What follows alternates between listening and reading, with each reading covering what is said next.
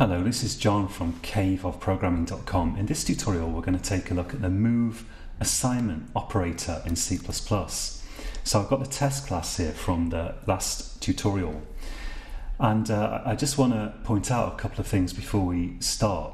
One thing is that I'm only showing you the kind of new stuff here for the move constructions, but don't forget that as normal, I'm assuming you kind of know ordinary copy constructors and assignment operators, and don't forget that you need to deal with any sort of pointers you have that might point to memory, and you need to deal with normal variables as well. This is a constant, so we don't have to worry about it, but if you had a length or something in there that specified how much memory you had here, of course you would have to copy or move that somehow as well.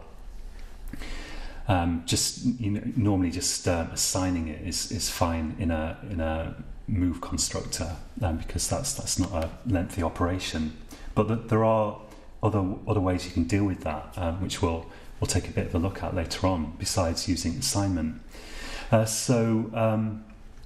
other thing I want to mention is that it should be safe to delete a null pointer. So as long as you're initializing your pointers to null, or to null pointer in C++11, of course, then you should be able to call delete on them without it causing any problems. If your compiler does give you some warning, which really it shouldn't, of course you can check to see if a pointer is equal to null or not before you go ahead and delete it. If it's not null, you could add that check in if absolutely necessary. So the move assignment operator looks a lot like the normal assignment operator. As normal, we need to return a reference to the class we're in, and it's going to be called operator equals. But instead of a const test L value reference, we're going to have a mutable test R value reference, which I'll call other. And let's do the return value before I forget it. So we just return this, which we dereference. Now here it's a little bit more complicated than a move constructor, because this object which we're assigning to might have, it will have already allocated memory. So we need to free up any memory that it's allocated, and don't forget you need to use the array version if you've allocated an array, which we have here, of delete. So let's delete underscore p buffer. We don't want that anymore. And then we can assign it to point at other dot underscore p buffer. Then we need to stop other trying to delete that.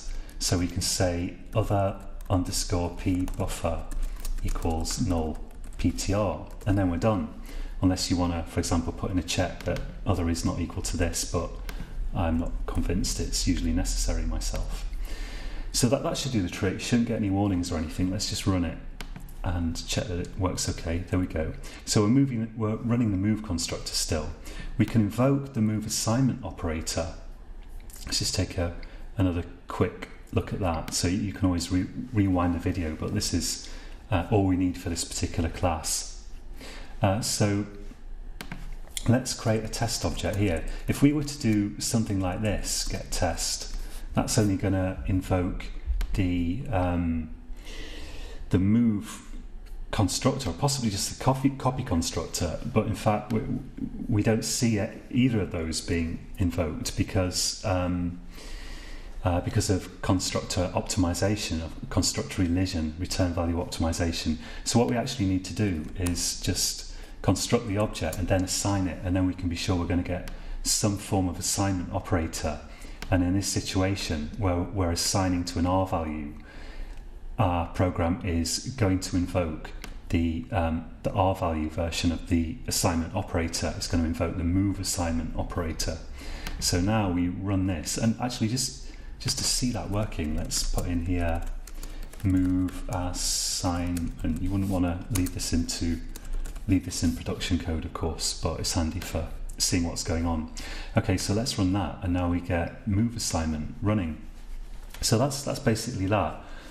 It's fairly simple, really. It's just you have to be careful to remember to delete things you need to delete, and assign all the things that have got to be assigned, and prevent things from being deleted when they shouldn't be deleted. So there's a lot of scope for bugs here. You have to be a bit careful with it. do try that yourself on your own class. Experiment with giving a class or two move assignment operators as well as move constructors, and don't forget the rule of three, which says that if you're implementing an assignment operator, you need a copy constructor and a destructor. And now we probably want to implement the move constructor and move assignment operator as well, which is a lot to implement. But also, if you only need a shallow copy and you're not doing this kind of thing, you're not setting pointers equal to new and stuff like that in your object, then you can use the default keyword, which we've seen before, to provide default shallow copy implementations of all of these constructors and assignment operators and the destructor. Okay, so until next time, happy coding.